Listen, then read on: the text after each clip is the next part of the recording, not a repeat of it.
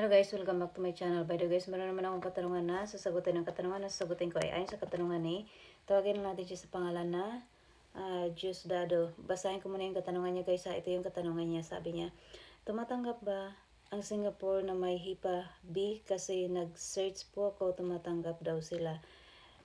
Yes ma'am, wala namang problema kung meron kang HIPAA B basta hindi siya active. No, pwede ka pa rin allow ka pa rin, sabi dito, hepatitis B patient allowed to Singapore on work permit visa, allowed kayo, allowed pa rin. Pero, ang sabi din dito, and now some employers of foreign domestic worker to have started screening for HEP and have every right to reject you if you are a carrier.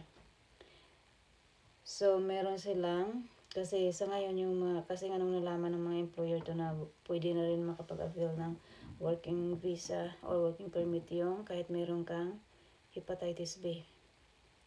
Ang 60, kung meron kang mahanap na employer na willing pa rin na i-hire kanila kahit meron kang HIPAA B. So, kung meron kang agency na willing pa rin na i-market kanila at saka hanapan kanila ng employer, di mas maganda go ka doon. Pero yung agency na nire-recommend ko, ayaw po niya tumanggap kasi sabi niya, nag-try siya dati kasi nagpasa din ako ng mga applicant na may mga ganyan na problem pero hindi active.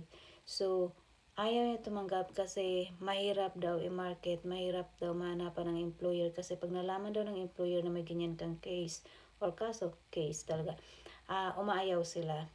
So, kung ikaw mismo meron kang kakilala na employer na gusto ka pa rin nila i-hire, di mas maganda go lang. Pero sa agency kasi na nire-recommend ko ma'am, hindi po siya tumatanggap. Okay, sana sagot ko yung katanungan mo. Pero kung mayroon ka pa yung mga tanungan, just comment below lang. See ya!